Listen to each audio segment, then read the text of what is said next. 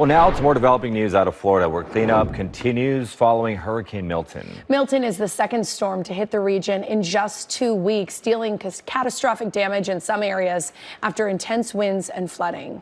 KCAL News correspondent Christian Benavides joins us live with the latest from Tampa. Christian, good morning.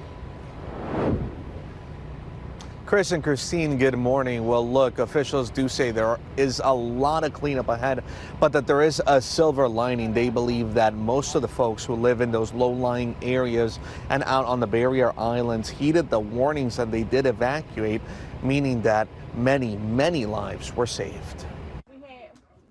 This was home. Residents in Florida returned to get their first look at the destruction caused by Hurricane Milton. I'm just gonna come and just rip away your whole life. You don't think about that. Home is gone.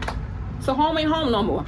So yeah, I'm very emotional. The storm, which also spawned a series of tornadoes, scattered boats, ripped apart homes and businesses, and left entire communities underwater. The governor says more than 300 people were rescued, including this 14-year-old boy, after he was spotted floating on debris.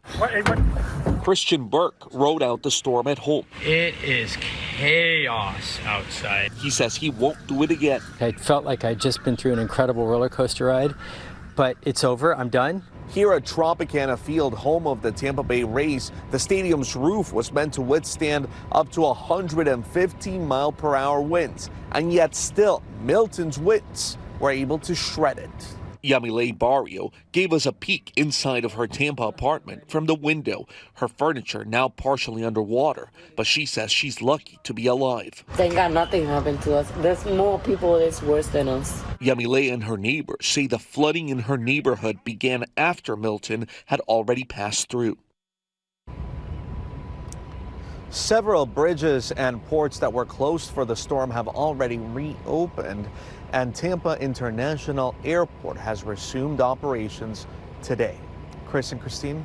Yeah, it's amazing how many people still need help out Yeah, there. and they've gone through so much in such a short period of time. Yeah. All right, Christian, thank you so much. Well, as the recovery from Hurricane Milton continues, we're also hearing some pretty incredible stories of survival, including this man.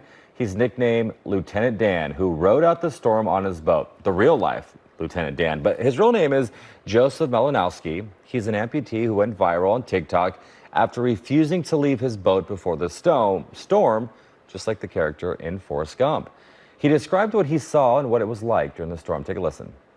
It was pretty mellow. The wind picked up for a little bit and bounced me around, but at one point last night I was getting bashed up against this wall. So I went out and I cut my anchor line to get away from it. So I have a $250 anchor sitting down there that I got to go in and get. Dan, you weren't afraid at all last night? No, I'm not scared of anything. What I've been through, this weather is nothing. Wow, yeah. He also compared Hurricane Milton to previous hurricanes, including Helene, which he described as far worse. Now, if you want to help out victims throughout the hurricane zone, you can donate with the American Red Cross. Go to KCAL News/Seen on TV for a link to the Red Cross, or call 1-800-RED-CROSS to contribute. Now you can get your KCAL News, weather, and live stream all in one place on the CBS News app. Download it free today.